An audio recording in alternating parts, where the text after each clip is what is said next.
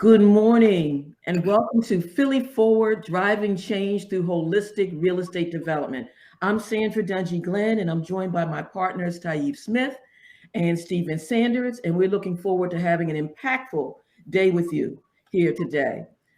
Just a little bit of background. Let me just start by giving you a little context and background for what we're going to be talking about today.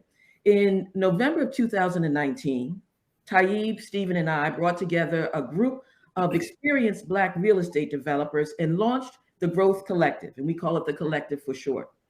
And the Collective is our response to the reality that most of Philadelphia's Black residents are in neighborhoods with undervalued housing, inadequate services, declining home ownership, and little access to capital. And we've committed to support these developers, 7 companies, through advocacy and by raising $100 million in capital for their projects. By supporting them and growing a pipeline of Black developers who are knowledgeable about and sensitive to the role they play in shaping neighborhoods, we believe we can enhance the quality of life for existing residents instead of displacing them. The Growth Collective is a Black-owned, operated, and led group of experienced real estate developers, investment professionals, and public policy experts. And we're cultivating a cadre of developers who are intentional about designing projects that enhance the health, wealth, and wellness of our residents. We launched 2 companies with complementary missions: the Collective Network for research, advocacy, and public engagement, and the Collective Investment Group to raise the capital and identify projects that deliver both financial returns and community benefits to Philadelphia's neighborhoods. So, the Philly Forward, Driving Change Through Holistic Real Estate Development is the third in a series of convenings that the Collective has hosted along with our partners at 17 Asset Management. And I invite you to visit our website, www.thecollectivephl.com, for highlights from the 2020 and 2021 events. Our work is made possible through some amazing partnerships. And I want to thank the John S. and James L. Knight Foundation and the Patricia Kind Family Foundation, who, along with Chrissy Kind, are our first foundational partners, contributing over $450,000 to our work. I also want to thank Jefferson University's Master in Real Estate Development program for being a sponsor of today's event, and our partners at 17 Asset Management for all they have done and all they are doing with us, and for putting together this dynamic, this fantastic team who's pulled together, who has made who has made today possible. So, previous focus on how equitable real estate development could be a powerful lever for closing the racial wealth gap. And we want to disrupt this emerging reality of the 2 Philadelphias. At the Collective, we can't accept a Philadelphia where white households have a 75% homeownership rate compared to 49% for Black households, where in 2019, the median household income for white Philadelphia was $67,500 compared to $36,600 for Black households, and where Black Philadelphians are over 40% of the population, yet own less than 3% of the businesses. So we see that in the right hands, real estate development can increase ownership, stimulate entrepreneurship, add community assets, and anchor neighborhoods for existing residents instead of displacing them. So today we're going to push further and argue that in addition to being equitable, Philadelphia needs holistic real estate development, which, as you'll hear from our keynote speaker, Dr. Leon Caldwell, means developers must be intentional about the projects they design so that they produce measurable benefits to the health and welfare of residents and not just profit for developers. So that's the conversation we're going to be engaging in today. But before I go any further, let me stop and give my partners a chance to weigh in as we open up for today. And so I'm going to turn it over to Tayyib Smith and let him join the conversation. Thank you so much, Sandra, and thank you all for joining us today. Sandra has been a great partner, mentor, and friend throughout this endeavor of 2 years.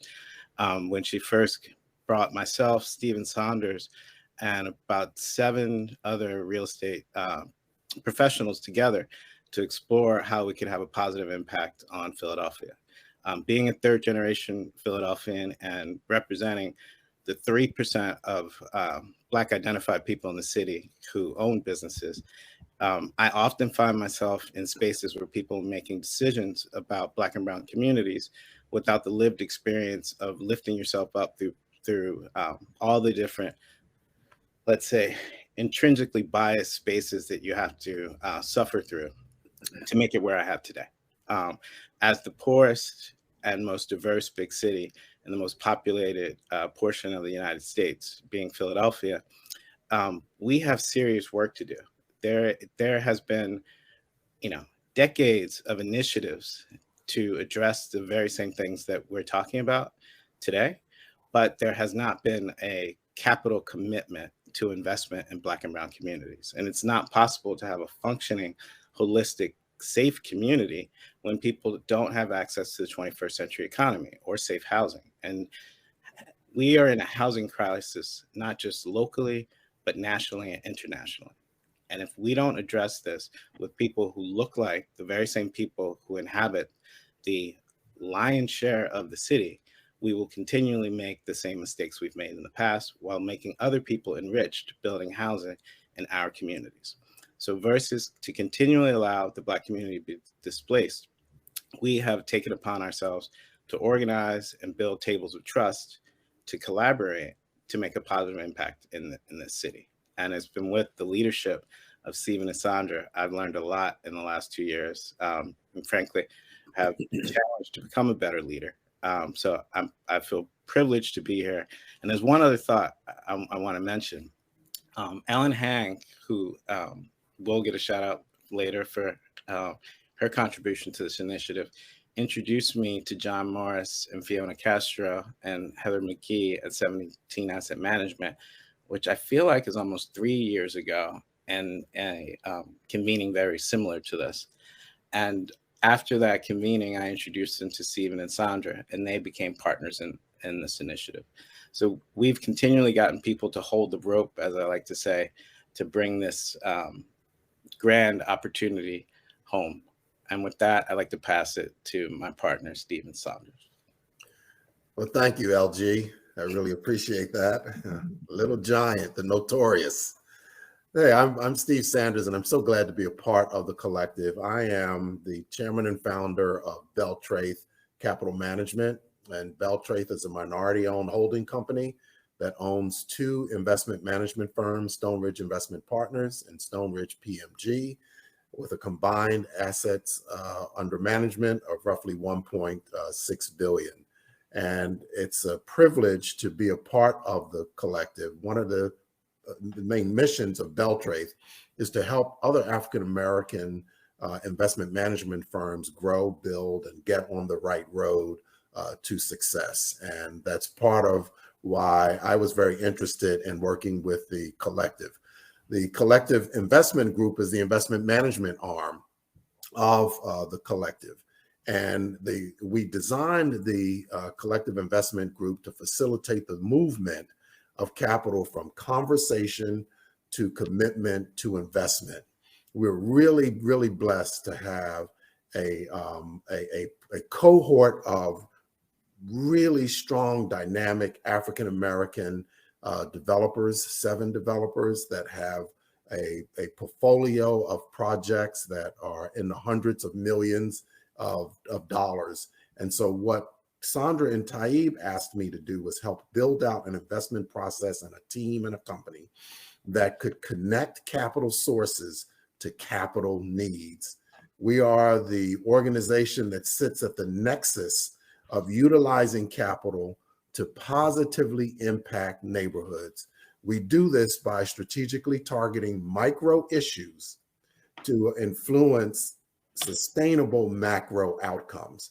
And that was a rallying cry consistently from Sandra, saying, how do we get institutional capital and other large capital sources to pour into neighborhoods to make a difference?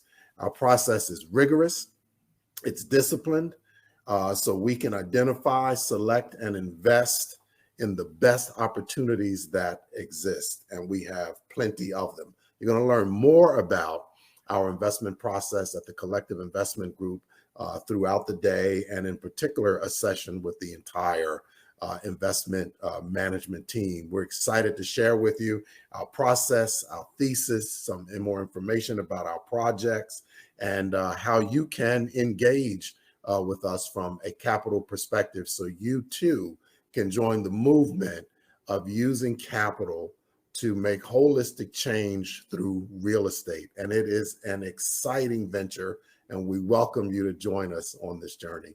Thank you. And thank you for that, Tayyib and Steve. And, we're going to be wrapping up our opening session. But before doing that, I want to take a minute to give a shout out to our 7 development companies who had the foresight of joining with us on this venture a couple of years ago. They are the practitioners who really are showing us the way for what development can look like and should be looking like in Philadelphia. And so what we want to do, and what we've been working very hard to do, is build up their capacity as businesses here, as change makers, but also to use them as a model for a pipeline of others who should be following, because we need many more companies like them. And you'll be hearing from Dr. Leon Caldwell, who leads Ujima Developers, Mosaic Development, and Leslie Smallwood Lewis is here with us today, West Powelton Development and Anthony Fallard, Lorraine Wilson Drake of Wilson Drake Development, TPP Holdings, and Anthony Miles is the leader there, Smith and Roller Holdings, and we have the indomitable Tayyib Smith, who's with us from Smith and Roller, and BKP Development. We call them our young boys, with Brahim Murray and Kyle Easley. And so they are the 7 dynamic African-American developers who are working and doing some amazing things in the city. And so you'll be hearing and seeing some of the examples of their work later on today. And we'll be talking about, and we're holding them up as a model for what holistic development and what a change-oriented, community-focused, community-building development strategy can look like. So I just want to give a minute as we wrap up and take a minute to talk about the rest of the day as it's going to unfold. Following this opening session, you're going to hear from our dynamic keynote speaker, Dr. Leon Caldwell, who, as I mentioned, is the founder of Ujima Developers. He's going to be followed by an expert panel moderated by Ellen Wang of Knight Foundation, our great advocate, who is going to, and they're going to be focusing on defining health, wealth, and wellness. They'll be followed by a panel that I will be moderating. I'll be joined by Ann Nevins of PIDC and Leslie Smallwood Lewis of Mosaic, and council members Curtis Jones Jr. and Maria Quinona Sanchez. And we're going to be talking about the barriers that are in the way. How do we overcome public and private obstacles to holistic development? Following that, a panel talking about the expertise in building holistic communities and the growth collective developers, Leon Caldwell, Tayyib Smith, Lorraine Wilson Drake, and Anthony Fallard will be highlighting what holistic development looks like. Steve Sanders mentioned the fact that our collective investment group is leading the Investing in Holistic Community panel. And then finally, we'll be wrapping up with the power of applied expertise and how the collective network can work with stakeholders to produce a collective vision of holistic development. And that's going to be led by our collective real estate fellows, Octavia Howe and Jatu Bracewell. So it's a jam-packed day. It's going to be an impactful day. I hope you can stay with us for the entire day. And in just a few minutes, we're going to be moving to our keynote speaker with Dr. Leon Caldwell. Look forward to seeing you later in our day. Cool. And with that, we will see you on the main stage. Thank you, everyone.